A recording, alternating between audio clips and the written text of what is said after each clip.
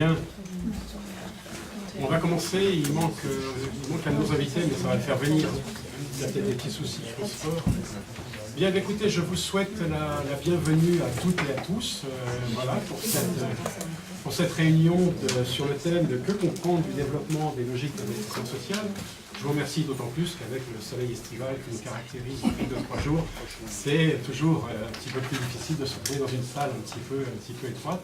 Mais bon, on va essayer de... Voilà, je pense que vous m'entendez bien, on va essayer de faire un travail constructif avec nos invités et avec tout le débat qu'il y aura tout à l'heure. Alors, je pense que cette rencontre, probablement, on ne l'aurait pas eue il y a une petite dizaine d'années, parce que, bon... Les investissements à impact sociaux, c'est quand même une notion qui est relativement récente et qui a été bien sûr très renforcée depuis la crise financière de 2008.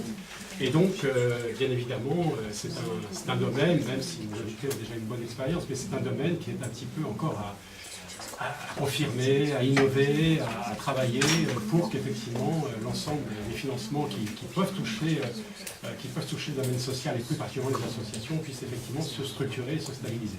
Ça, c'est le premier point. Le deuxième point, cette rencontre s'inscrit dans un débat plus général que nous avons au niveau du mouvement associatif, qui est celui de la commission des modèles socio-économiques, commission qui a été mise en place par le conseil d'administration et sous l'impulsion de Nadia Benaoui, notre présidente, depuis mars 2013, qui a fait l'objet de plusieurs réunions, 7 exactement, avec bien sûr une présence assez continue de certains d'entre vous et une présence d'experts reconnus sur les domaines de l'économie sociale en général. Donc cette commission a déjà travaillé sur une note qui était comment repenser l'économie avec les citoyens, pas par les citoyens et pour les citoyens, mais avec les citoyens, et de travailler effectivement sur une première approche avec détermination des priorités pour que le monde associatif soit entendu. Et donc on a travaillé et on continue de travailler. On présentera le résultat final de nos travaux très prochainement sur 3 grands thèmes pour faire simple. Le premier, c'est reconnaître la spécificité des associations dans l'univers dans lequel on est. Le deuxième thème qui peut un peu surprendre mais qui se comprend aussi, c'est nouer de nouveaux partenariats pour que le mouvement associatif prenne toute sa place dans l'économie telle qu'elle est aujourd'hui. Et puis le troisième thème, qui nous concerne plus directement pour notre débat d'aujourd'hui, c'est renforcer les aspects économiques des associations et notamment, bien sûr, leur financement. Donc, vous voyez que ce travail et cette réunion d'aujourd'hui s'inscrit dans une démarche plus globale et que la commission des modèles socio-économiques a pensé, et la petite équipe qui travaille sur ces questions-là, a pensé que c'était utile de faire un débat plus spécialisé sur les financements à logique d'investissement social. Donc pour ce faire, on s'est fait aider. Donc on a 4 intervenants qui sont prévus, donc je les cite, mais ils vont être présentés plus en détail par Marie. Et on les remercie bien sûr. Madame Sophie Desmazeries, qui est... Madame Sophie Desmazeries, qui est... Alors je vais prendre un micro dans ce cas-là. C'est un peu plus distant avec le micro, mais ce sera plus... voilà, donc maintenant j'ai mes 4 invités, donc tout va bien. Alors Madame Sophie Desmazeries, directrice de Finansol, qui est là. Monsieur Charles Benoît Hetze, qui vient d'arriver, le directeur du rameau. Monsieur X Sibi, qui est, entre autres, conseiller du président du Crédit Coopératif. Et Madame Mireille Middleton, qui est chargée du PIA à l'économie sociale et solidaire à la Caisse des dépôts et consignations. On vous remercie, mesdames, messieurs, pour votre présence et puis pour l'échange que vous allez avoir. Bonjour Caroline. Voilà. Bien, voilà. Le paysage est mis en place. Brigitte, tu veux rajouter un petit peu peut-être sur cette présentation générale? Rajouter, mais dire un petit mot. Compléter. Simplement dire d'ailleurs, parce que je ne suis pas sûre que tout le monde le voit depuis le fond et que tout le monde le sache, que Patrick Brault est nouvellement ancien président de l'UNAT, on va dire, et qui est en charge et responsable de la commission modèle socio-économique du mouvement associatif. Et il a évoqué tout à l'heure la mise en place des commissions au mouvement associatif. Ces commissions sont rattachées à chacune des vice-présidences du mouvement associatif et j'assure la vice-présidence justement pas de la commission, mais de la vice-présidence économie du mouvement associatif. Donc je m'associe à Patrick pour d'abord remercier nos invités qui sont là cet après-midi et pour vous remercier tous d'avoir accepté de venir débattre avec nous sur ce sujet qui nous interpelle, et c'est la raison pour laquelle, en concertation avec Patrick et Marie, la cheville ouvrière de la commission modèle socio-économie jusqu'alors, en concertation, nous avons souhaité pouvoir ouvrir cette discussion avec vous. C'est un sujet sur lequel j'imagine que vous avez lu, vous vous interrogez les uns et les autres dans les organisations et les associations que vous représentez. C'est un sujet qui, certes, n'est pas anodin, la question de l'investissement, puisque c'est la notion de l'investissement, quand on parle du secteur associatif, est quand même pas un sujet qu'on aborde tous les jours. Quand on pense investissement, on parle plutôt investissement matériel et on a à l'esprit souvent la difficulté qu'on a à mobiliser les capacités pour l'investissement. Quant à l'investissement pour conduire le projet, c'est une dimension tout à fait nouvelle, tout à fait interpellante pour nous. Et les débats vont bon train sur cette question-là et sur le fait que ça renvoie à cet aspect de la financiarisation. C'est-à-dire, faut-il financiariser ou pas la conduite des projets associatifs? C'est une vraie question à laquelle nous n'avons pour le moment pas de réponse, et il nous a souhaité au contraire extrêmement intéressant de pouvoir la mettre en débat dans le cadre, on va dire, d'une commission élargie aux invités que vous êtes, et on espère que ça continuera à nourrir, ça contribuera à alimenter le débat et à le faire progresser pour l'avenir des associations. Bon après-midi à tous. Voilà, donc sur le plan pratique, on a prévu de finir vers 17h, on va avoir une rencontre en deux temps, une présentation de leurs travaux par 4 invités, et puis ouvrir un débat qui sera animé par Marie, voilà, où toutes les questions bien sûr sont ouvertes à nos invités, mais également entre nous s'il y a besoin pour repréciser les choses. Voilà Marie. Ça marche. C'est un peu fort. Ouais. Ça marche. Ça marche trop bien. Est-ce que Lyon est là? Lyon est pas très simple. Ok, donc j'appelle les 4 intervenants du débat, Hugues Sibyl, Charles Benoît Heitzig, Sophie Desmazeries et Mireille Middleton à me rejoindre sur la scène. Voilà, écoutez, si vous voulez changer, vous pouvez changer.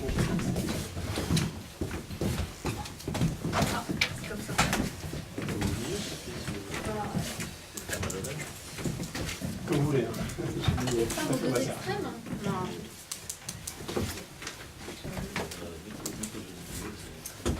Voilà, madame Middleton. Regardez-le, Voilà.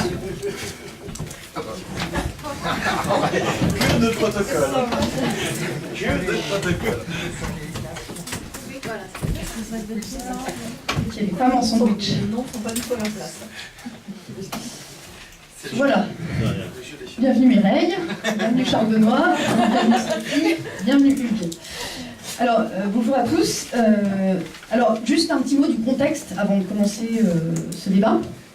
Le contexte, évidemment, vous en connaissez la teneur. On est face à des mutations importantes des modèles socio-économiques et associatifs, avec un repositionnement des acteurs publics qui impose de diversifier les ressources du secteur associatif. Une croissance de la part du financement privé dans le budget total des associations, puisque en 2006, le financement privé représentait 49% du budget total des associations. Aujourd'hui, en 2012, d'après les derniers chiffres de Viviane Chernonog, le financement privé représente 51% du budget total du secteur associatif. Avec l'émergence de nouvelles modalités de financement d'intérêt général qui nous concernent ici, qui sont marquées par des logiques d'investissement social. Alors ces logiques concernent différents types d'acteurs et différents types d'activités d'intérêt général et différentes modalités de financement. Et nous avons invité ici 4 acteurs qui illustrent ces différentes modalités de financement et ces différentes logiques d'investissement social. Alors tout d'abord, il y a une logique qui concerne d'abord les pouvoirs publics. Donc c'est Mireille Middleton, représentante de la Caisse des dépôts en charge du programme Investissement d'avenir qui nous en parlera, parce que les pouvoirs publics ont aussi des modalités de financement qui évoluent, et on observe notamment une tendance au passage d'une logique de subventionnement à une logique d'investissement fondée sur du prêt, nécessitant une capacité d'autofinancement des structures, puisque les apports sont en quasi-fonds propres, notamment dans le cadre du programme Investissement d'avenir, ou sous la forme de prêts participatifs social et solidaires, donc nécessité de rembourser ces apports.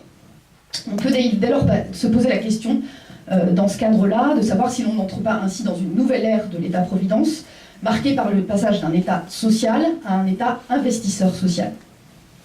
Ensuite, la deuxième modalité de financement sur laquelle on va évoquer ici, c'est le développement de l'investissement à impact social, ou l'impact investing, à l'échelle mondiale, puisque ce développement se fait à l'échelle mondiale. Il est fondé sur le souhait d'investisseurs privés de concilier rentabilité financière et rentabilité sociale. Alors on voit émerger un secteur hybride entre finance et philanthropie, qui cherche un double retour sur investissement, un retour financier sur le capital investi et un retour ou impact social qui le distingue d'un investissement plus conventionnel. Donc c'est cette logique qui est à l'œuvre dans les titres associatifs qui ont été rénovés dans le cadre de la loi OSS, mais elle concerne aussi d'autres outils qui sont fondés sur la prise de part en capital et qui ne concernent a priori pas le secteur associatif, puisque les associations sont des groupements de personnes qui ne permettent pas a priori la prise de part en capital. Donc on voit se positionner sur ce type d'investissement à impact social des organisations internationales, des fonds de pension, des fonds de financement tels que Merrill Lynch, Goldman Sachs, qui se positionnent donc sur ce type d'investissement et qui ont même créé un réseau à l'échelle mondiale qui s'est structuré, le Global Impact Investing Network, le GIN. Donc Hugues Sibyl, ici présent, qui est président du comité français de l'investissement à impact social et co-auteur du rapport Pourquoi et comment favoriser les investissements à impact social, nous apportera sa vision du développement de ces investissements à impact social. Ensuite, troisième modalité, mais en fait qui correspond aussi à la deuxième modalité, puisque c'est une des déclinaisons, c'est la finance solidaire, qui est une modalité d'investissement à impact social. Finance solidaire dont l'encours a fortement augmenté ces dernières années. Donc cette logique de la finance solidaire repose, elle, sur le souhait de personnes individuelles de rendre leur épargne utile à la société via leur épargne salariale ou via leur épargne bancaire. Et pour cela, ils acceptent une moindre rémunération de leur placement. Donc Sophie Desmazeries, ici présente, directrice de Finansol, témoignera de ces logiques à l'œuvre. Finansol, qui est une association qui promeut la finance solidaire et qui propose un label pour caractériser les produits d'épargne solidaire. Ensuite, quatrième intervenant et quatrième modalité d'intervention d'investissement social, nous interrogerons l'évolution des relations association-entreprise parce que certaines tendent davantage aujourd'hui vers des logiques d'investisseurs sociétal. C'est l'analyse que fait le Rameau, qui est un observatoire des relations association-entreprise et qui travaille justement sur cette question de l'investissement des entreprises dans les associations, investissement parce que derrière il y a une recherche d'un retour, un retour sur l'innovation recherchée par l'innovation dont est capable le secteur associatif, la R&D, donc il y a une logique de retour social aussi dans ces investissements des entreprises. Mais avant de commencer le débat, accordons-nous juste 2 minutes sur la définition des termes. Alors évidemment, il n'existe pas de définition universelle de l'investissement social. On l'a vu, il y a différentes manières de caractériser les modalités d'intervention de l'investissement social. Simplement, on peut dire que ces pratiques variées soulèvent des questions qui sont similaires, ou en tout cas qui sont communes. Et c'est ces questions qu'on voudrait discuter avec vous aujourd'hui. Première question, c'est la question de la capacité d'autofinancement et de rentabilité des activités d'intérêt général. Effectivement, ces nouvelles logiques de financement sont plus ou moins marquées par la nécessité de disposer d'une capacité d'autofinancement, comme on l'a dit, pour pouvoir rembourser les apports en quasi-fonds propres ou les prêts. Et dans certains cas, il est exigé de dégager une rentabilité pour pouvoir rémunérer les prêteurs. Donc, cette rentabilité peut parfois même être très élevée dans le cas, par exemple, des Social Impact Bonds, qui sont décrits dans le rapport remis par Hugues Sibyl à Carole Delga. Les Social Impact Bonds, dans la mesure où ils impliquent un risque élevé eh bien la rentabilité est elle aussi très élevée, elle peut atteindre jusqu'à 13% de rentabilité. Donc se pose la question de l'adaptation finalement de ces logiques de financement aux activités d'intérêt général, qui pose en fait une question de société, la place relative de l'État et du marché, avec des risques de réduction et de subordination des politiques sociales à des objectifs économiques et financiers, avec la crainte légitime que des pans entiers de l'action sociale soient abandonnés dès lors qu'ils ne seraient pas jugés rentables. Deuxième question qui est liée, c'est celle de l'impact de l'ouverture de l'économie sociale à des nouvelles formes statutaires, les entreprises sociales notamment sous statut commercial, qui permettent de capter davantage de dégager davantage de lucrativité et qui donc sont peut-être plus à même de capter ces ressources d'investissement à impact social, puisque ces ressources exigent de dégager une rentabilité. Donc il y a un risque, on voit prendre un risque qu'on incite par exemple les acteurs associatifs à sortir de leur statut associatif pour adopter des statuts commerciaux qui permettent la prise de part en capital et donc qui permettent à ces investissements à impact social de trouver des acteurs qui permettent d'adhérer, enfin de prendre ces ressources qui sont développées au niveau international. Ensuite, troisième question qui est soulevée par ces nouveaux outils, c'est la question de la mesure de l'impact social, puisque on voit bien que derrière l'idée d'impact, il y a bien l'idée de nécessité d'évaluer le retour social sur investissement. Or, cette mesure quantitative et qualitative du retour sur investissement est parfois complexe et difficile, et les effets sont souvent diffus et longs et à long terme. Donc, avec des difficultés, du coup, et sans doute des indicateurs qu'il faut travailler parce que ces indicateurs sont aussi porteurs de valeur et parfois autoréalisateurs. Et enfin, dernière question qui est soulevée par ce développement de l'investissement social, c'est le risque d'une dualisation du monde associatif qu'on pourrait craindre, avec d'un côté des acteurs d'intérêt général qui seraient capables de capter ces ressources et qui s'adresseraient à un public plutôt solvable, et de l'autre des acteurs qui resteraient dépendants des pouvoirs publics et qui, au contraire, ne seraient plus capables de capter des publics solvables avec pas de péréquation des publics et du coup qui s'adresseraient qu'à un public défavorisé. Voilà pour les risques qu'on voit poindre et 4 questions que soulève le débat. Maintenant, je vais vous poser à vous 3 questions. Une première question à laquelle je vais vous demander de répondre chacun depuis votre position que je viens de décrire. Donc, premièrement, je vous propose d'abord de commencer, Hugues Sibyl, sur la question des modalités d'intervention de l'investissement à impact social. Est-ce que vous pouvez nous dire, vous, comment est-ce que vous voyez, dans quel contexte s'inscrit ce développement des investissements à impact social ? Et voilà, quelles sont les logiques à l'œuvre dans les modalités d'intervention de cet investissement? Est-ce que par rapport aux 4 risques qu'on vient d'évoquer, est-ce que ça vous évoque des choses? Est-ce que ça rejoint une préoccupation que vous avez eue, notamment dans l'écriture du rapport? Est-ce que vous pouvez nous dire quelle est votre analyse des tendances à l'œuvre? Merci beaucoup, Marie. Je suis très content d'être ici et que vous ayez pris l'initiative, que le mouvement associatif ait pris l'initiative de faire ça. On est sur des sujets très difficiles. Vous avez raison d'être vigilant. Il faut se parler et il faut éviter de refermer le dossier avant de l'avoir ouvert. Voilà, si je voulais aller un peu rapidement. Quelquefois, en lisant la note, je me suis quand même un peu posé des questions, mais on y reviendra tout à l'heure. Moi, je suis un ami de la CPCA, aujourd'hui Mouvement Associatif, ça fait longtemps, j'ai plaisir à travailler avec vous. À certains moments, je pose des questions un peu emmerdantes, je suis un peu le poil à gratter, mais je continuerai à l'être. Parce que, avant de répondre à votre question, moi, les 3 trucs qui m'animent en tant que militant de l'ESS par rapport au sujet, c'est comment on va financer dans l'avenir un certain nombre, apporter des réponses à un certain nombre de besoins de financement du secteur associatif. J'ai plus de doutes que vous, d'une certaine manière. Je n'ai pas les réponses, je les cherche, des réponses. À travers ce rapport, on cherche des réponses. Mais, par exemple, le secteur sanitaire et social français, qui est un secteur à haute intensité capitalistique, je veux dire, gérer des établissements de retraite, de handicap, etc., il ne faut pas se tromper. C'est à haute intensité capitalistique, ça nécessite de l'argent. Depuis 50 ans, on l'a financé beaucoup parce qu'on faisait des excédents, et que grâce à ça, on avait un effet de levier. Moi, je ne sais pas si vous avez la réponse pour savoir comment on va financer ce secteur-là. Moi, je ne l'ai pas.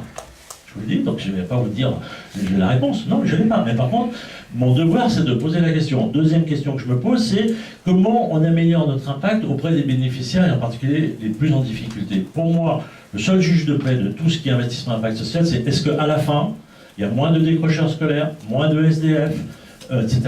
Si on monte des façons de faire qui apportent des réponses à ça, je les regarde toutes, sans exclusive. Je vous le dis, je les regarde toutes sans exclusive, parce que c'est ça, pour moi, le juge de paix. Et enfin, la troisième question que je me pose, c'est comment on invente des systèmes qui soient plus ouverts, c'est-à-dire multipartenariaux que par le passé, et si possible, gagnant-gagnant pour tout le monde. Ce qui n'est pas facile, et ce qui nécessite d'avoir une certaine vigilance, et vous avez raison d'être vigilant. Je pense que c'est tout à fait normal d'être vigilant, parce que derrière tout ça, il y a un certain nombre de questions difficiles. Alors je vous donne, alors à la hache, les convictions qui ont présidé à ce rapport, donc je n'ai pas le temps de détailler, mais enfin c'est un rapport qui a été construit par 25 personnes, on a été la plume à quelques-uns, Jean-Michel Lécuyer qui n'est pas là cet après-midi, qui a été, pour ceux qui connaissent pendant très longtemps, à France Active, c'est quand même quelqu'un qui connaît bien le sujet, il a écrit une bonne partie de ce rapport, donc tout ça pour dire que ce n'est pas mes élucubrations à moi, c'est un travail qui a été porté par beaucoup. La première chose que je voudrais dire, peut-être que Charles Benoît y reviendra, c'est que dans ce rapport, dans l'approche de l'investissement impact social, il faut différencier les besoins de financement. C'est-à-dire qu'il n'y a pas une espèce de besoin global de financement du secteur associatif dans lequel on dirait est-ce que c'est bien de faire du titre associatif ou du titre impact social ou d'autres choses. Il y a une différenciation des besoins de financement et à l'intérieur de ça, il peut y avoir une place qui, à mon avis, de toute façon restera restreinte pour ce qu'on va appeler des titres impact social ou de l'investissement impact social tel qu'il est présenté dans le rapport. De ce point de vue-là, par exemple, sans faire trop de technique, puisque vous m'avez dit qu'il ne fallait pas trop de technique, je voudrais quand même vous dire deux mots sur pour illustrer ça, les véhicules financiers que vous avez cités. Le titre associatif et le titre à impact social. Le titre associatif, il est prévu par la loi Hamon de 2014. C'est un titre qui est une obligation associative que ceux qui font appel, c'est-à-dire les associations qui font appel, devront premièrement rembourser, deuxièmement avec un intérêt qui a été revu par la loi Hamon, qui ne comporte pas, à la différence de ce que vous avez dit, du tout d'indicateur d'impact social. Vous émettez 5 millions d'obligations associatives qui sont des titres associatifs, vous vous engagez sur des modalités de remboursement et sur des taux d'intérêt, mais vous n'avez aucune contrainte de mesure de l'impact social. Ce sont des quasi-fonds. Si vous voulez, je vais aller jusqu'au bout, puis on reviendra sur la question. Donc ça, ça peut répondre à un certain type de besoin, mais sûrement pas à tous les besoins. Tout à l'heure, on en parlera peut-être. L'ADI, aujourd'hui, est en train d'émettre un titre associatif. Acted a émis un titre associatif. Bon. Le titre à impact social, c'est tout à fait différent. C'est tout à fait différent. Je ne vais pas le présenter dans le détail, mais il y a une levée de fonds auprès d'apporteurs privés d'argent. Cette levée de fonds, ce n'est pas l'association qui le rembourse, et il n'y a pas d'intérêt à payer par l'association sur le titre à impact social. Donc déjà, vous voyez que c'est des choses qui sont tout à fait différentes. Et potentiellement, le titre impact social, il coûte nettement moins cher à l'association que le titre associatif. Simplement, il est beaucoup plus contraignant parce qu'il va être contraignant sur ce que vous avez dit, la mesure de l'impact social, et ça, il faudra qu'on en parle tout à l'heure. Donc, ma première remarque, c'est bien différencier les besoins de financement, et surtout, ne pas dire, voilà, il y a une espèce de grand paquet dangereux qui est l'investissement impact social, qui fait peur, et puis, non, il faut regarder un peu tout ça cas par cas. Voilà. Deuxième chose que je voudrais dire, pour moi, dans les convictions, c'est d'articuler innovation financière et innovation sociale. C'est marqué sur le titre de rapport, innover financièrement pour innover socialement.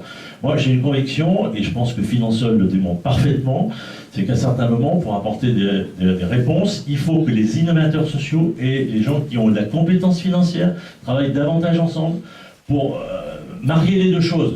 Voilà ce que je veux faire, moi, pour innover socialement. J'ai besoin d'argent. Comment est-ce que ceux qui sont capables de concevoir des outils financiers peuvent le faire? Ça n'a peut-être pas été suffisamment fait, et de ce point de vue-là, je vous dis tout de suite que je regrette, et je présente même des excuses au mouvement associatif, que dans le comité qui a été constitué là, le mouvement associatif n'était pas. Bon, c'est vrai, j'ai pas de honte à le dire, c'est dommage, c'est une erreur, et donc je l'ai proposé, je vous le propose officiellement aujourd'hui, on va poursuivre nos travaux, que le mouvement associatif fasse partie de ça, parce qu'il faut que nous construisions cette articulation innovation sociale, innovation financière, ce que Finansol fait, je trouve très bien. Troisième chose que je voudrais dire, c'est ne pas confondre investissement... 2 minutes, oui, d'accord. Ne pas confondre investissement impact social et les fameux Social Impact Bonds. Les Social Impact Bonds, c'est le chiffon rouge agité loin pour faire bien peur sur le truc. Moi, je ne suis pas d'accord avec ça. C'est pas... L'investissement impact social, c'est quelque chose qui est beaucoup plus vaste que les social impact bonds. Exemple, l'État, aujourd'hui, la puissance publique, quand elle met de l'argent dans une entreprise d'insertion à forme associative, quand elle met 1 euro, on vient travailler, vous l'avez vu à Avis, on a travaillé, il y a 2,3 euros qui reviennent dans les caisses publiques. Moi, je considère que la puissance publique, elle est investisseur social. Elle met 1 euro, elle récupère 2,3 euros. Il n'y a pas c'est pas de l'argent privé, là, c'est de l'argent qui vient du public. Je prends un autre exemple qui est dans le rapport, parce que ça a été très focalisé sur les Social Impact Bonds. Vous avez en France des fondations qui se développent de manière croissante. Avec les fonds de dotation, il y a 3200 fonds et fonds de dotation en France, il y en avait que 1200 il y a une dizaine d'années. C'est à peu près 20 milliards d'euros d'actifs. Bien, ces 20 milliards d'euros d'actifs, ils sont placés où aujourd'hui? Ils sont placés en bourse, dans des actions, si possible, qui rapportent le plus possible. Vous trouvez ça normal? Et c'est pas les Man Brothers, le vilain canard, c'est des fondations françaises, nos copains non lucratifs. Ils sont placés où? Ils sont placés en bourse. Eh bien, si sur les 20 milliards, on en faisait venir une partie qui va s'investir dans des projets sociaux, on fait de l'investissement impact social. Eh bien, moi, je suis pour. Et dans les autres exemples qui sont dans le rapport, qui ne sont pas repris dans la note, on propose de récupérer les biens en déshérence. Vous savez que dans les comptes des banques et dans les comptes des compagnies d'assurance, il y a de l'argent qui a plus de propriétaires. On ne sait plus qui c'est. Ça représente beaucoup d'argent. On pourrait les utiliser pour faire de l'investissement impact social. Je ne vais pas plus loin, je dis que ça me semble tout à fait montrer que l'investissement impact social ne doit pas être limité à ça. Et je termine par la banque dans laquelle je travaille. Je vais juste vous les lire pour être sur ces outils d'impact social. Nous sommes en train de nous définir des principes qui sont à débattre avec vous, et que nous essayons d'élaborer. Je ne fais que les dire, on y reviendra dans la discussion.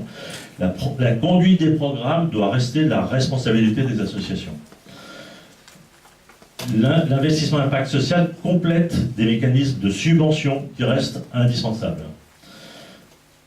Le mécanisme doit limiter les objectifs de gains et de risques pour les investisseurs. C'est-à-dire, on ne propose pas qu'il y ait des gens qui puissent avoir 20% de retour sur investissement pour être dans le social. Nous voulons promouvoir des actions aux résultats sociaux durables. 5e principe, faire financer les titres impact social prioritairement par des investisseurs sociaux, les caisses de retraite, enfin tous les gens avec lesquels le Finansol travaille régulièrement, plutôt que le marché financier international. Au passage, j'ai pris position, et j'étais le seul dans le groupe du G7, à dire que je ne voulais pas que ce soit une classe d'actifs. C'est un peu technique. Les titres impact social, je ne suis pas favorable que ce soit une classe d'actifs, c'est-à-dire qu'ils deviennent justement un marché financier.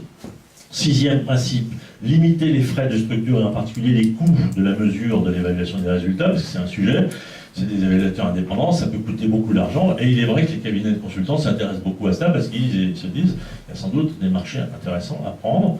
Et enfin, et c'est sans doute le point primordial, et j'arrête là-dessus, c'est de co-construire les indicateurs d'impact.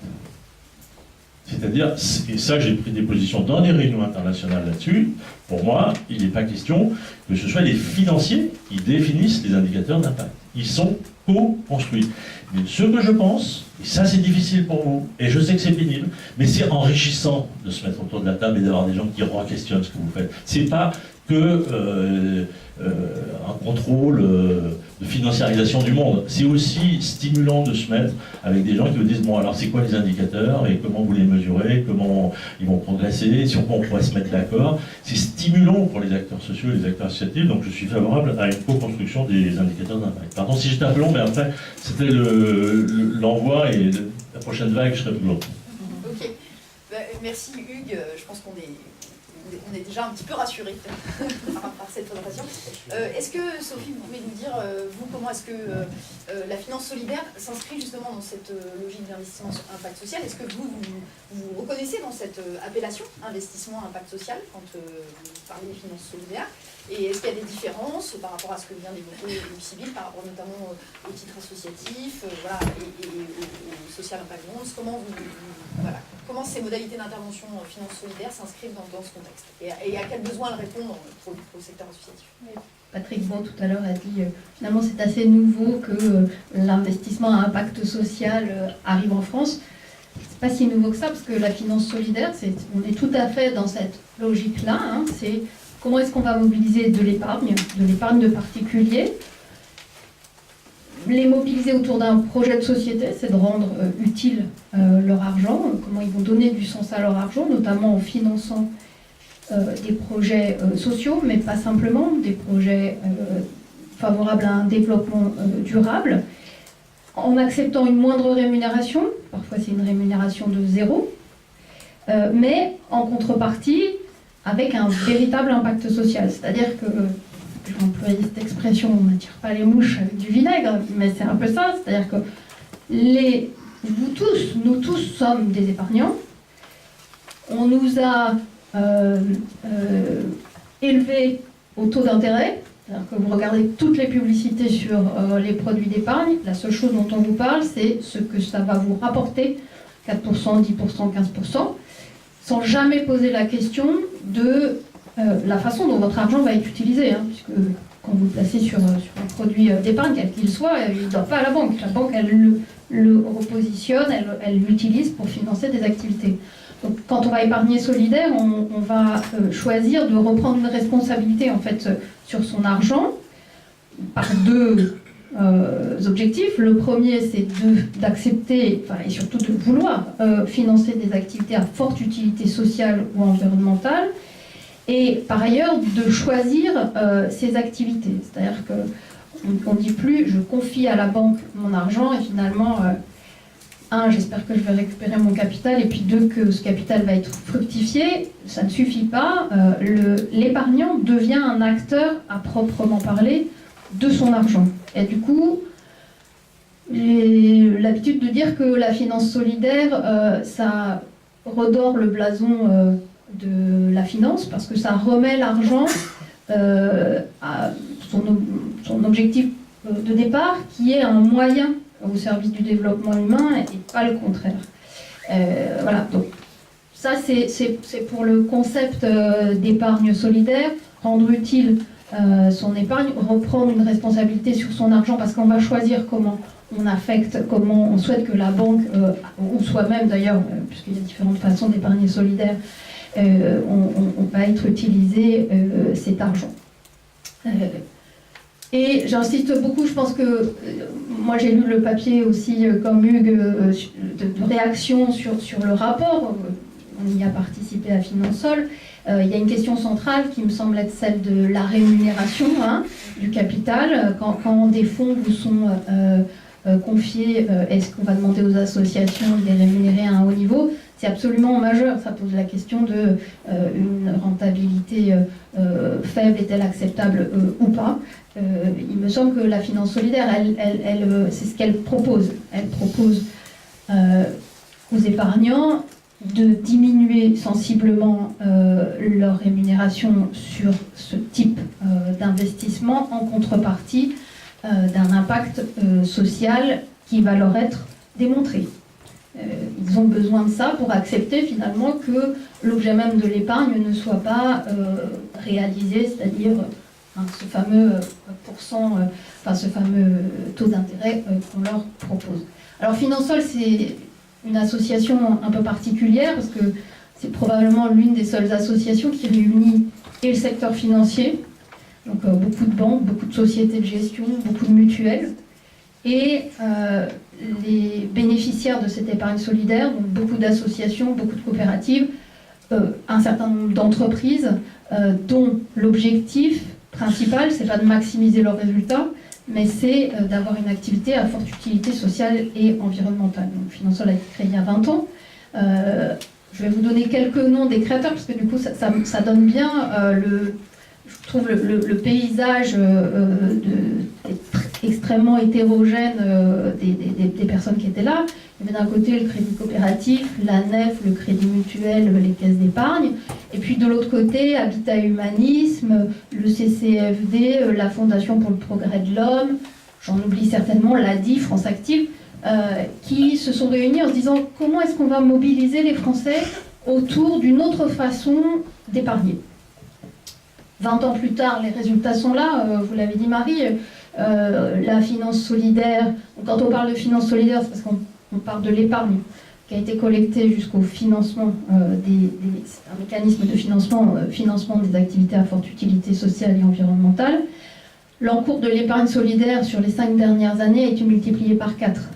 On voit que la crise est passée notamment par là, que de plus en plus de Français, aujourd'hui il y a 1 million d'épargnants solidaires en France, de plus en plus de Français se demandent quelle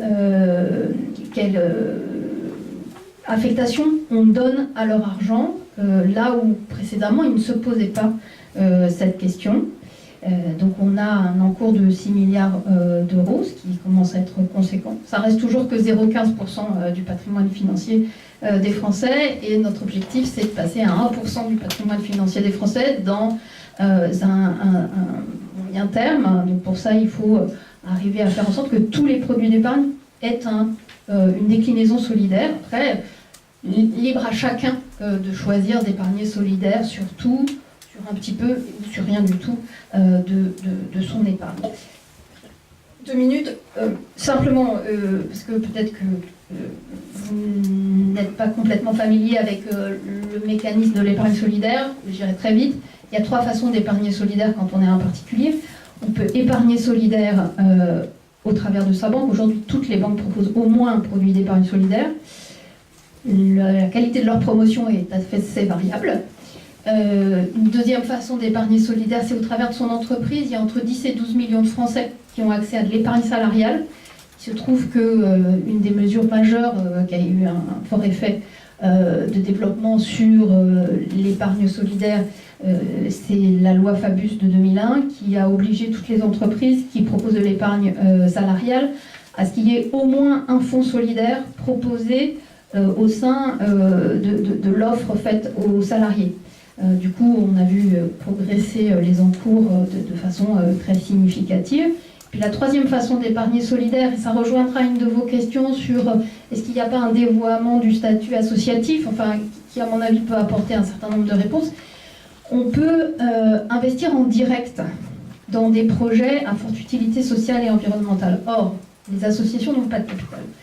Donc, un certain nombre d'associations se sont très tôt, presque dès leur création, interrogées sur comment finalement je peux attirer des particuliers. Je crois que vous avez aussi posé la question de comment on repense l'économie avec les citoyens. Typiquement, il y a une association fêtière qui détient une filiale commerciale, qui a donc un capital et qui peut l'ouvrir aux particuliers. C'est le cas d'Habitat Humanisme, c'est une association, je pense qu'on ne peut vraiment pas remettre en cause son action, qui fait du logement très social, qui gère plus de 7000 logements, et qui a une foncière.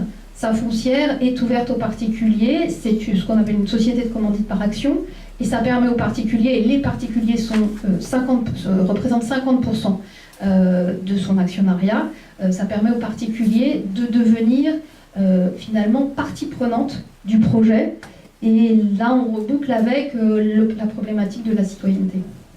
Merci Sophie. Juste une nuance, parce que en fait, ce habitat humanisme, c'est aussi le cas de la foncière Terre de Liens.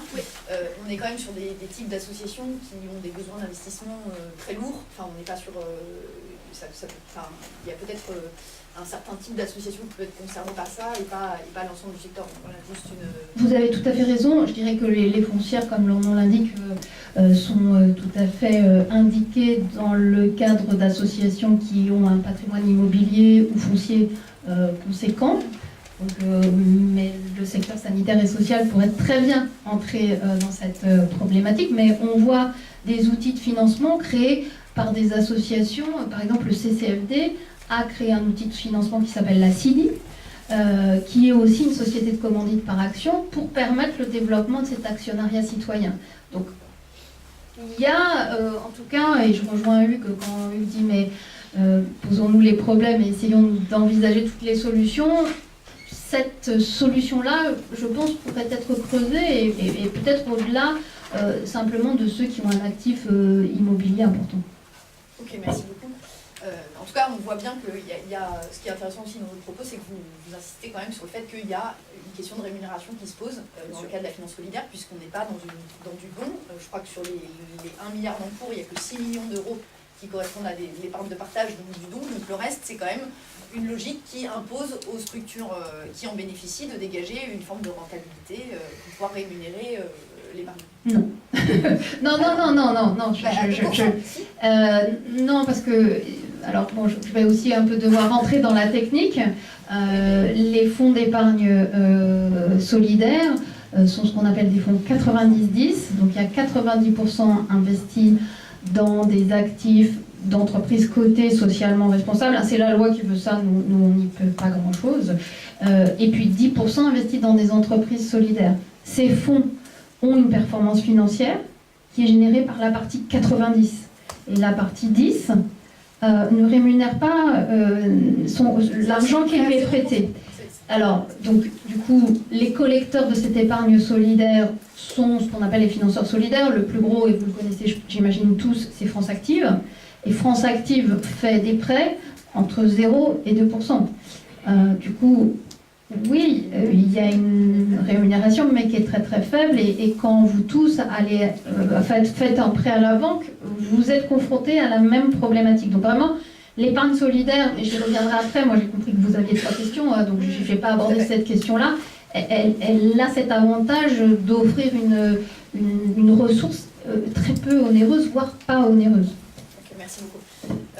Mireille Middleton, donc, en charge du programme investissement d'avenir et la partie ESS du programme investissement d'avenir à la Caisse des dépôts, est-ce que vous pouvez nous dire si vous, en tant que représentant des pouvoirs publics, ou en tout cas d'une structure liée au pouvoir public, vous vous inscrivez aussi dans cette logique d'investisseur social, et comment est-ce que, quels sont les mécanismes à l'œuvre, et qu'est-ce que ça traduit comme posture de la part des pouvoirs publics, le fait de développer ce type de programme d'investissement d'avenir, sachant que la BPI, c'est la même logique, donc vous êtes pas de la BPI, mais l'idée c'est que vous parliez un peu de ces outils-là, PIA, ESS, mais aussi BPI, puisque ce sont les outils qui sont aujourd'hui les plus...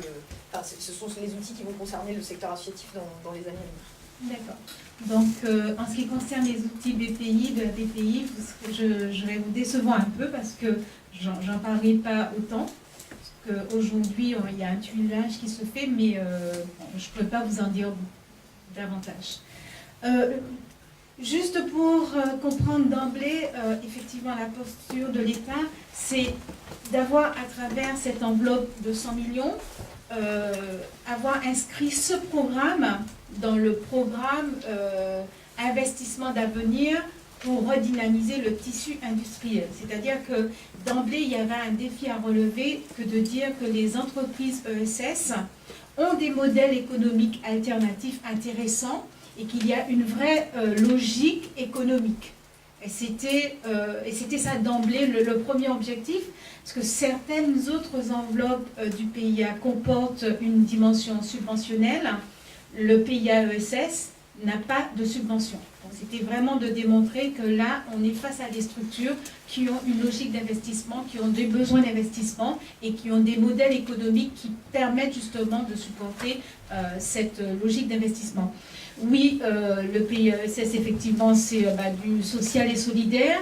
Deux outils, le prêt participatif, le contrat d'emploi associatif. Mais la manière dont les choses se sont construites, c'était de dire que c'est une poche qui va exister pendant 4 ans. Donc, on va mesurer l'impact au terme des 4 ans, mais finalement, quand on arrive, on s'adosse à l'existant. Donc, il y a un premier mécanisme qui est un mécanisme de cofinancement, en fait, c'est-à-dire tous les partenaires financiers solidaires que vous connaissez, c'était de s'adosser à leur deal flow. C'est leur portefeuille d'activité, c'est-à-dire que quand la CIFA, par exemple... La CIFA, c'est la société, la société de France Active. Voilà, tout le réseau, en fait, tout le réseau France Active, hein, donc les fonds territoriaux et la société financière ont candidaté pour devenir partenaires du réseau PIA. Et donc, quand ces partenaires finance un projet qui relève de la politique également d'intervention du PIA, il nous propose de co-investir. Et donc aujourd'hui, on a un réseau de 45 partenaires, l'IDES, Amundi, France de l'innovation, enfin tous les partenaires, le crédit coopératif à travers sa société de gestion.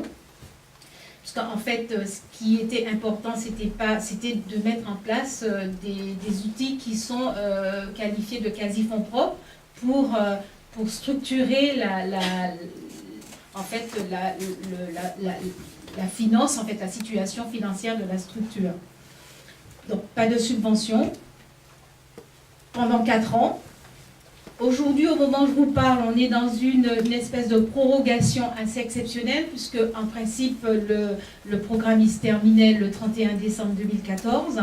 Et donc, il y a une prorogation d'1 an, mais parallèlement, on est déjà en train de lancer on va dire, une phase d'évaluation qui comportera 3 phases, en fait, pour mesurer finalement cet impact social, cet impact d'utilité sociale de l'action, puisqu'elle s'adresse à toutes les entités ESS, notamment les associations, mais il y a comme critère, c'est des projets d'investissement, mais avec un impact en termes de création d'emplois, un impact en termes d'utilité sociale, et voilà. Donc cette mesure de l'impact, c'est quelque chose qui est important pour demain savoir ce qui pourrait se faire après. Dans les derniers jours, le commissaire général à l'investissement a milité pour qu'il y ait un PIA ESS 2, puisqu'il y a eu d'autres PIA qui ont été renouvelés. C'est un pourparler. Est-ce que ça va se faire? C'est pas évident, puisque la BPI, en principe, devrait prendre le relais.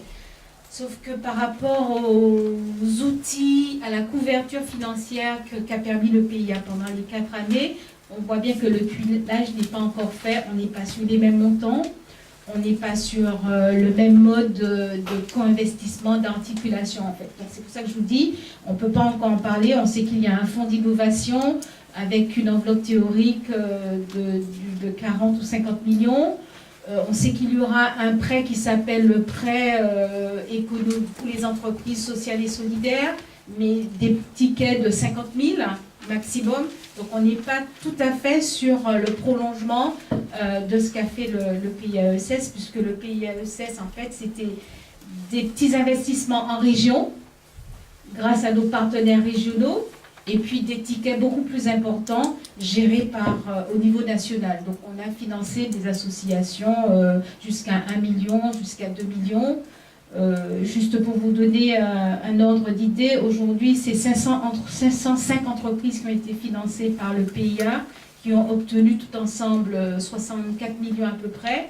60% de ces entités sont des associations et elles ont capté 31 millions. Ok, merci. Donc 60% des bénéficiaires du PIA ESS sont des associations, alors que les associations représentent 80% de l'économie sociale et solidaire. Donc peut-être qu'il y a ce décalage est peut-être lié au modèle de financement ou à la culture des acteurs associatifs qui ne sont peut-être pas allés chercher ce type de financement. En tout cas, c'est interrogeant pour nous de mesurer cet écart entre 60% de structures bénéficiant du PIA associatives, alors que les associations représentent 80% de l'économie sociale. Merci Myriam. Je vous propose de passer la parole à Charles Benoît. Donc, Charles Benoît, éthique, directeur du RAMO, donc un observatoire des partenariats associations-entreprises. Alors, vous vous inscrivez dans ce débat parce que vous avez développé l'idée d'entreprise investisseur sociétal, avec l'idée que en fait, on serait arrivé à une troisième génération des partenariats associations-entreprises, avec des entreprises qui ne sont plus dans une logique de dons sans retour sur investissement, mais qui attendent bien, qui sont bien dans une logique d'investisseurs, puisqu'elles attendent un retour qui s'appuie surtout sur la capacité d'innovation du secteur associatif. Est-ce que vous pouvez nous en dire plus? Vous avez 5 minutes. C'est un message, Charles. C'est un message subliminal. Merci beaucoup et bonjour à tous. Effectivement, peut-être faut-il remettre cette question dans le contexte du développement des relations associations-entreprises en France, qui, somme toute, est un mouvement extrêmement récent, mais qui s'est accéléré de façon extrêmement significative ces dernières années, puisqu'aujourd'hui, une entreprise sur 3 et une association sur 2 sont dans une démarche de partenariat entre elles. Donc on n'est plus du tout dans ce qui pouvait encore exister une dizaine d'années, c'est-à-dire quelques pionniers, tant côté associatif qu'entreprise, qui décideraient d'aller un peu se rencontrer. On est vraiment dans un mouvement en marche extrêmement fort, et d'ailleurs ce qui est intéressant, c'est que ce mouvement n'est pas parti de Paris, il est parti des territoires, et je reviendrai là-dessus, puisque ceux qui ont été les plus en pointe là-dessus, ce sont été les associations moyennes, entre guillemets, en termes de taille sur les territoires, et les PME sur les territoires qui ont montré l'exemple. Si on essaie d'analyser un petit peu cette relation, d'abord je fais une toute petite parenthèse, mais on vous invite à lire de façon extrêmement précise l'excellente récit de l'histoire des relations associations-entreprises en France qui a été faite par Hugues Sibyl lors de la journée des pionniers qui a eu lieu il y a le 8 janvier dernier. Pourquoi j'en parle? Parce que je parlais des territoires tout à l'heure. Et lorsqu'en 2008, Alsace Active a été les premiers à venir nous voir pour nous parler de partenariat association-entreprise en territoire, d'abord on était très heureux, les 2 ans qu'on était créés, on était très heureux de savoir que les territoires s'intéressaient à cette question. Et surtout, on s'est dit tout de suite que c'était intéressant de regarder comment ces questions se traitaient, à la fois au niveau du territoire et au niveau national. Quand en 2010, on a fait la première étude dans le cadre de l'Observatoire national des partenariats auprès des collectivités territoriales sur ce sujet, les collectivités territoriales étaient en train de se questionner et on identifiait une vingtaine ou une trentaine d'acteurs qui très concrètement sur les territoires s'occupaient de cela. Ils sont plus de 200 aujourd'hui, dont leur action principale, c'est de faire le lien entre association et entreprise. Et Hugues a eu la gentillesse et la bienveillance de venir nous réciter finalement toute cette histoire des relations association-entreprise en France. C'est très intéressant de voir à quel point elle est très récente. Et si on prend que le moment où les uns et les autres ont commencé à se dire « tiens, on a peut-être quelque chose à se dire », on est déjà à la 3e phase, ça a moins de 10 ans. On peut dater 2005. 2005, c'est le grand colloque où et l'ADMICAL et l'IMS ensemble, ce qui était déjà une grande avancée, décident de faire un forum sur le mécénat de compétences en 2005. Et là, on commence à avoir quelque chose qui est un acte un peu fort, en disant cette question des alliances peut être vraiment ouverte. Et depuis, on a déjà connu 3 vagues. D'abord, la première, elle est bien connue parce qu'elle était historique, c'est celle du mécénat. Celle où l'entreprise est dans une logique de solidarité, elle vient soutenir un projet d'intérêt général par des moyens financiers, par des compétences ou par la logistique. Puis est venue s'ajouter à ça assez rapidement la question finalement des nouvelles pratiques, et s'intégrant notamment dans les démarches de responsabilité sociétale d'entreprise, où l'entreprise a assez rapidement compris que finalement, dans ces logiques de nouvelles pratiques, le savoir-faire associatif pouvait l'aider. Et d'ailleurs, les pionniers un peu sur ce sujet-là, c'était l'environnement, en aidant finalement les entreprises très concrètement en se disant mais qu'est-ce que ça veut dire pour une entreprise comme la vôtre de se poser les questions de l'environnement? Mais bien évidemment, se sont posées les mêmes questions sur le handicap, par exemple. Comment est-ce qu'on accueille Le tout, c'est pas d'avoir un taux de 6%. La question, c'est qu'est-ce qu'on fait pour que ces accueils de personnes en situation de handicap puissent être non seulement accueillantes, mais adaptées tout au long de la vie professionnelle des personnes en situation de handicap. Et ça, les alliances entre associations et entreprises ont commencé à se développer donc sur le savoir-faire associatif. Et là, on n'est plus dans la solidarité, on est dans le savoir-faire associatif. Et c'est intéressant parce que cette deuxième phase s'est assez vite enchaînée avec même la dynamique de dire est-ce qu'on ne peut pas avoir de la coopération économique ? Et notamment un secteur qui s'en est beaucoup intéressé et qui a une vraie rupture sociologique sur le sujet, c'est l'insertion par l'activité économique. Je me souviens, je siégeais au MEDEF, je siège toujours puisque je suis président de la commission association, mais en 2007, dans la commission qui a traité l'insertion. C'était très intéressant de voir comment, lors du Grenelle de l'insertion, il y a eu une vraie prise de conscience respective des deux côtés, que, un, il y avait des choses à se dire, deux, on pouvait faire autre chose que de se taper dessus, et trois, qu'en plus, 1 + 1 pouvait faire 3. Et c'est là où a commencé à naître quelques projets extrêmement intéressants de vraie coopération économique entre les structures d'insertion par l'activité économique et les entreprises, de façon beaucoup plus développée, beaucoup plus structurée qu'elle n'était auparavant, de façon un peu empirique. Mais je voudrais venir rapidement à la troisième phase, celle de l'innovation sociétale en tant que, comment, moi en tant qu'entreprise, je suis touché par des sujets qui m'impactent directement. Si je m'appelle GDF Suez, la précarité énergétique, ce n'est pas un enjeu de solidarité. Si je m'appelle La Poste, la question de l'accessibilité bancaire, ce n'est pas une question de solidarité. Si je m'appelle Renault, la question de la mobilité, ce n'est pas une question de solidarité. C'est une question comment aujourd'hui les fragilités peuvent être traitées dans un autre modèle que le mien. Parce que je ne suis pas adapté pour répondre à ce modèle, et je le sais très bien. Et c'est très intéressant parce que d'un point de vue international, ça s'est développé depuis plus d'une vingtaine d'années, mais comme d'habitude en France, comme on ne regarde pas ce qui se passe à l'international, on a un peu de mal à voir qu'il peut y avoir aussi des bonnes idées. Depuis le siècle des Lumières, où on a éclairé le monde, on aurait pu ouvrir les portes pour se rendre compte que parfois, le reste du monde, rarement, je suis d'accord, mais parfois, il peut avoir des bonnes idées. Et là, la coopération entre la relation association-entreprise sur ces questions d'enjeux et de R&D, c'est très intéressant parce qu'elle date de la fin des années 90. Et c'est quoi la fin des années 90 ? C'est l'effondrement du bloc de l'Est. Et c'est quoi l'effondrement du bloc de l'Est ? C'est pas ce qu'on a vu à la fin de l'URSS. C'est la moitié des pays d'Afrique qui sont totalement orphelins de tout dispositif de gouvernance. Et là, c'est la grande alliance au niveau mondial, où les grandes ONG internationales et les grandes multinationales se disent « il faut qu'on fasse quelque chose ». Et elles ont commencé à travailler ensemble, et ça a amené à des projets extrêmement innovants, intéressants. Mais on n'est pas là pour refaire comment ça s'est structuré, cette question de R&D au niveau mondial. On est là pour se dire, en France, qu'est-ce qui s'est passé ? En France, il s'est passé que on s'est dit, ben, oui, c'est bien, mais on peut peut-être travailler ensemble pour pouvoir regarder comment est-ce que cette compétence, cette connaissance, cette réponse du secteur associatif, nous, en tant qu'entreprise, pouvons y coopérer, pas seulement en donnant des moyens, mais en réfléchissant ensemble comment est-ce qu'on industrialise, un gros mot encore, hein, comment est-ce qu'on met à grande dimension ces solutions. Et il ne s'agit pas de dire « Ah bah c'est super, l'association va inventer, puis nous on va déployer ».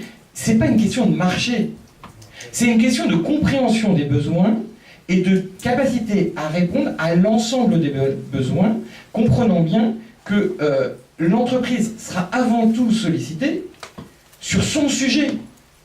C'est très bien quand l'entreprise, il ne faut surtout pas critiquer ça, hein, c'est très bien quand l'entreprise fait de la solidarité sur un sujet sur lequel elle n'est pas concernée.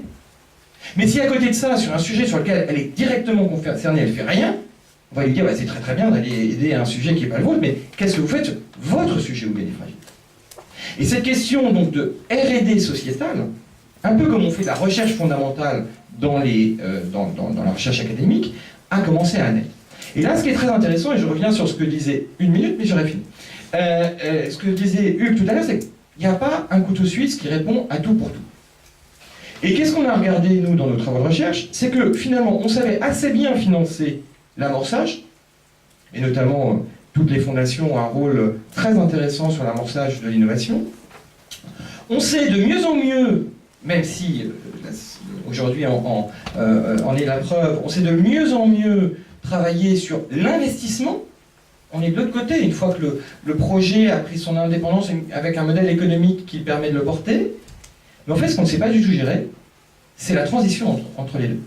Et on ne peut pas passer dans une innovation, dans une phase de R&D, à une phase d'investissement aussi simplement que ça. Et donc tous les travaux de recherche qu'on a menés ont été de dire comment on fait cette transition. Comment on se donne le temps de faire cette transition, comment on aide finalement les projets innovants à qualifier leur innovation, à pouvoir dire voilà la preuve de concept qu'on a fait, et à réfléchir avec d'autres acteurs, publics et privés, sur comment la mettre à grande échelle. Et je voudrais juste, et je finirai par là, je crois que je n'ai pas dépassé 5 minutes, je voudrais juste dire que on parle du très concret. Alors c'est un tout petite échelle, mais qu'est-ce qu'on a fait? On a monté un programme de recherche, 8 partenaires privés, qui ont mobilisé 37 millions d'euros, dont les 2 tiers en dons. D'accord? En dons. Et c'est des dons qui, sur 51 partenariats stratégiques, donc ils sont des dons moyens d'à peu près 1 million d'euros. D'accord? Donc c'est tout petit, hein?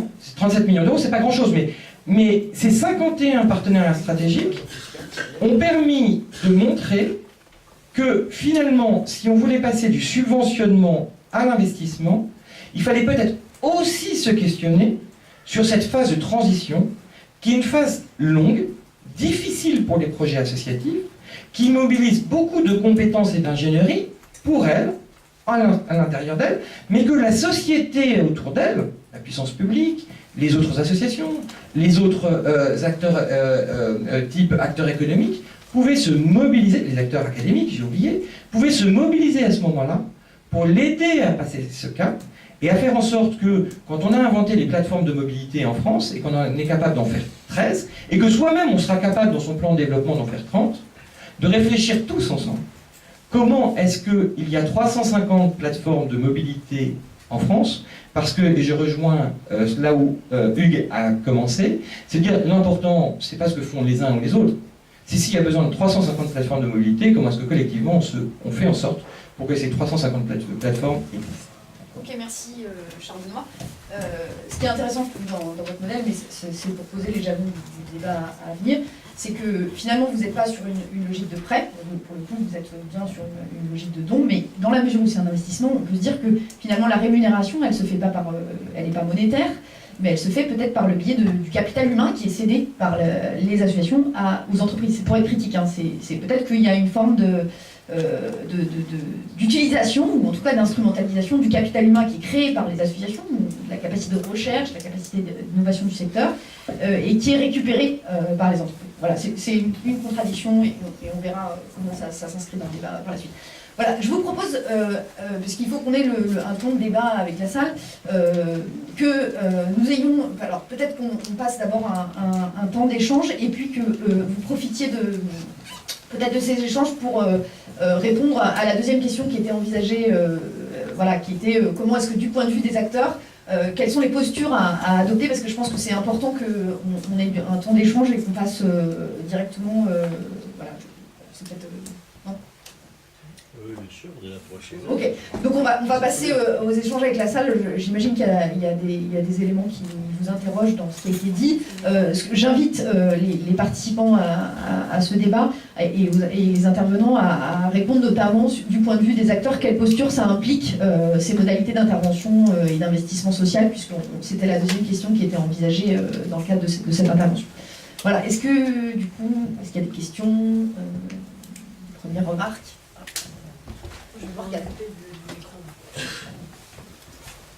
Bonjour, donc Morgane Bord de l'UNIOPS.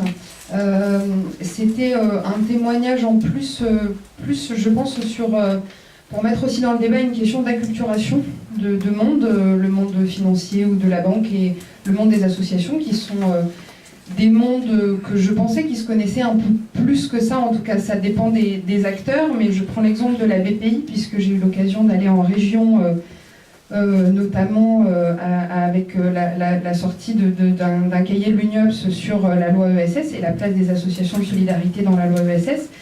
Et on voit aujourd'hui que la BPI, qui est donc en charge des nouveaux prêts à l'économie sociale et solidaire, ne connaît absolument pas les acteurs associatifs. C'est un constat qui est fait en région par nos différentes unions régionales. C'est pas un constat négatif, mais en tout cas c'est un constat qui est, c'est-à-dire que les acteurs qui sont amenés à intervenir n'ont pas du tout le même langage, la même sémantique, la même manière d'aborder les choses. Et on sent bien que du côté de la BPI, il y a une envie d'essayer de comprendre, mais on a eu des retours des fois de près où il y avait des gros questionnements en disant mais non, de toute façon, nous on ne s'occupe pas des associations. Parce que je pense que le travail d'acculturation à la fois des associations au secteur financier bancaire n'a pas été fait, mais de l'autre côté non plus. C'est-à-dire qu'on a mis sur la BPI ce rôle-là, alors même qu'elle était habituée aux entreprises, et quand les interventions commencent en disant bon ben nous on accompagne les entreprises, donc finalement les entreprises associatives comme les autres, ça a tendance à crisper déjà la moitié de la salle, voire les 3/4, et donc voilà, c'est juste pour rajouter ça dans le débat, parce que je pense que c'est quelque chose qu'il faut qu'on fasse, déjà apprendre à se parler et à se comprendre, et pour l'instant c'est pas encore une réalité que j'ai constatée. Donc, voilà. On va prendre peut-être plusieurs questions, et puis on fera passer aux intervenants. Jean-Claude. Oui, bonjour, Présentez-vous Jean-Claude Boal, ouais. collectif des associations citoyennes. Alors, moi j'avoue que j'ai une interrogation préalable à ce qui nous a été dit.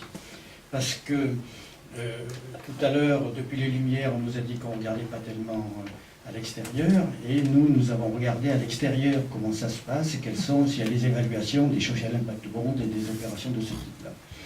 Et nous avons placé notre réflexion également dans le cadre qu'a institué l'Union européenne à partir du rapport de Michel Barnier. D'ailleurs, on fait de la communication de Michel Barnier sur l'acte pour le marché intérieur de 2009. Et le règlement qui a été adopté en 2013, la loi ESS, etc. Donc une vision qui n'est pas strictement franco-française et strictement associative, mais beaucoup plus large pour essayer de comprendre de quoi il s'agit. Et mon sentiment, là-dessus j'aimerais qu'on ait un débat, parce qu'après on peut rentrer effectivement dans toute une série de propositions. Je suis d'accord, utiliser les biens en déshérence, c'est une bonne idée, c'est pas des choses comme ça qui nous posent problème. Mais c'est quelque chose de beaucoup plus fondamental. Mon sentiment, c'est que aujourd'hui, les multinationales et les banques ont compris que les deux grands marchés d'avenir, compte tenu de ce qu'est la mondialisation aujourd'hui, sont la pauvreté et l'environnement. Et sur l'environnement, vous l'avez pointé tout à l'heure, déjà, des opérations de ce type comparables au social impact bond et à l'investissement dans l'environnement, pour verdir l'économie, sont très avancées. Et maintenant, il s'agit de prendre la main pour ces multinationales et ces banques sur tout le secteur social, au niveau mondial, pas seulement au niveau français. Et mon sentiment, c'est que toutes ces opérations-là, avec des nuances bien entendu, parce que, y compris FinanceSol, la finance solidaire, c'est 0,15% du montant de l'épargne nationale, et ça représente quelque chose de très marginal, qu'on le veuille ou non. L'objectif, c'est la recherche d'un modèle économique qui marche. Et quand on regarde les choses, c'est pour ça que ça va un peu dans tous les sens pour l'instant, entre les entrepreneurs sociaux, les social impact bonds et toutes les propositions qui nous sont faites. Et il s'agit de voir si on peut dégager, notamment sur la pauvreté, suffisamment de retours, entre 7 et 13%. Ce n'est pas un hasard si la loi ESS, avec des dispositions diverses par rapport au titre associatif, permet d'aller jusqu'à 7% de retour, et si UXIBI, dans son rapport, nous parle de 13% de retour sur les social impact bonds. Donc, dégager suffisamment de bénéfices pour les investisseurs, et de façon à prendre en main, y compris sur le plan de la norme d'ailleurs, et sur le plan de l'orientation de tout le système social, tout le domaine social au niveau mondial, parce que c'est un nouveau marché à prendre. Donc ça, c'est une vraie question. Nous nous appelons association citoyenne, c'est pas un hasard, c'est une vraie question en tant que citoyen. Et quand on regarde, et de ce point de vue-là, au-delà du rapport lui-même, ce qui est presque le plus intéressant, et je remercie UXIBI de l'avoir annexée à son rapport, c'est la lettre de Sir Ronald Cohen qui donne les objectifs de ce que c'est que ce système-là. Quand on regarde vraiment ce système, mais ça serait intéressant qu'on imagine aussi ce que ça représente, les dons qui sont faits, la philanthropie, le mécénat, par rapport aux rescrits fiscaux, par rapport à l'évasion fiscale. Ce sont les mêmes qui font de l'évasion fiscale, qui vont dans les paradis fiscaux et qui nous donnent des petites miettes. On nous met en avant les grands réseaux, fondations comme Danone, 50 millions, soi-disant en 2014-2015, pour financer le social. Comparez ça aux actions, enfin, à ce qui a été donné aux actionnaires cette année. Et vous voyez que c'est sans proportion. Donc, comparez ça à l'évasion fiscale que fait Danone, en passant par Luxembourg ailleurs. Donc, c'est aussi ces questions-là qu'il faut débattre, et on ne peut pas ne pas remettre tout ce système-là dans cette réflexion-là.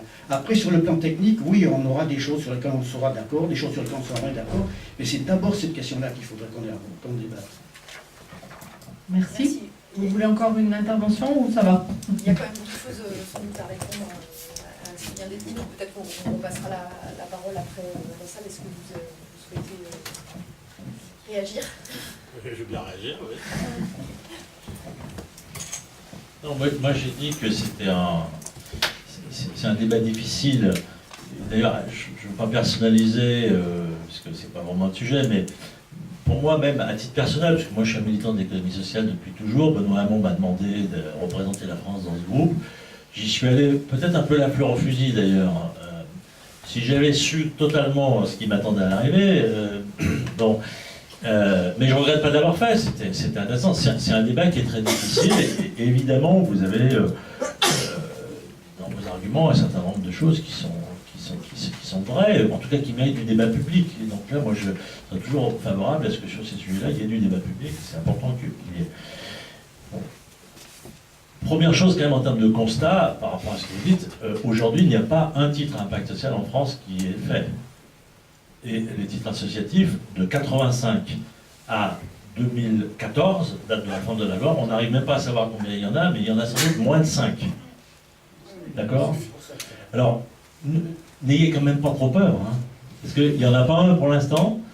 Bon. Et puis, deuxièmement, même si je suis d'accord avec vous qu'il faut regarder les choses avec prudence et lucidité, ne partons pas non plus dans des fantasmes dans lesquels il y a tellement d'argent à gagner de s'occuper du décrochage scolaire, des SDF à Paris, etc., que d'un seul coup, on va arriver des milliards et des milliards et des milliards pour faire ça.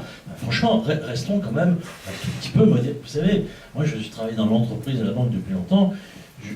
Les gens qui investissent leur argent aujourd'hui, alors l'évasion fiscale c'est autre chose, mais moi je ne vois pas tous les matins des gens qui se précipitent dans mon bureau en me disant j'ai hâte d'investir sur les SDF à Paris, vous n'auriez pas un bon plan pour moi, ou bien le décrochage scolaire c'est un truc majeur. Bon, non, pardon, je fais un petit peu de provoque, mais non, mais en même temps c'est sérieux, parce que là où vous avez raison, c'est sur ce qu'on appelle le bottom-up, la base de la pyramide, qui a été formulée par un certain nombre de gens au plan économique, c'est de dire que des gens aujourd'hui qui n'ont pas de lunettes, qui représentent des milliards de personnes, si demain ils se mettent à acheter des lunettes, ça devient un marché, etc., sur un marché dans lequel on est vraiment sur du marché. Mais le marché de la pauvreté, comme ça, je serais quand même peut-être plus mesuré.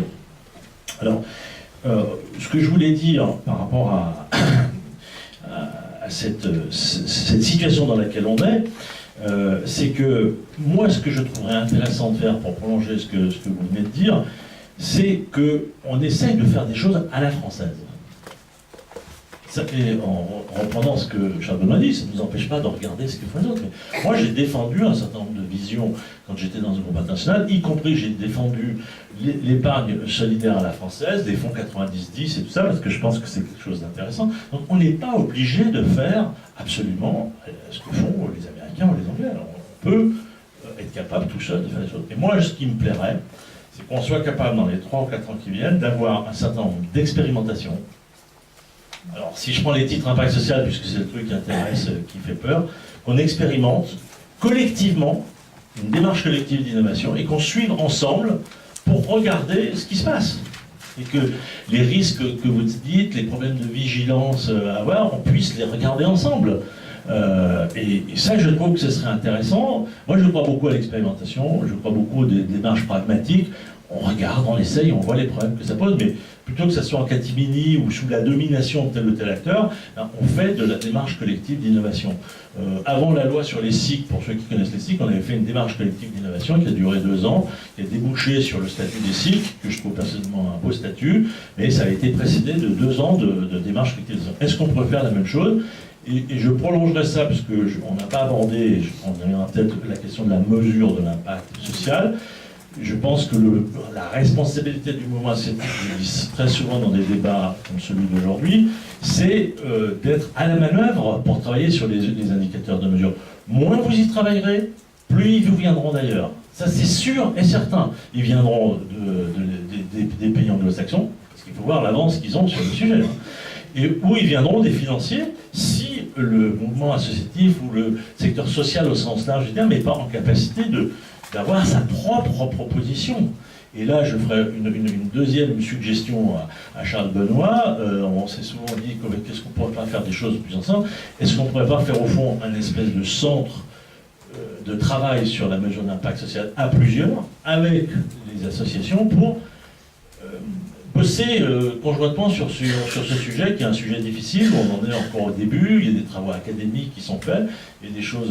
Nous, on avait fait un travail sur le guide de l'évaluation d'utilité sociale à la vie, il y a maintenant, je me souviens de temps, 6-7 ans, qui était un truc intéressant, évidemment qu'il n'y a pas eu tellement de suite, et donc je trouve que là, il faudrait...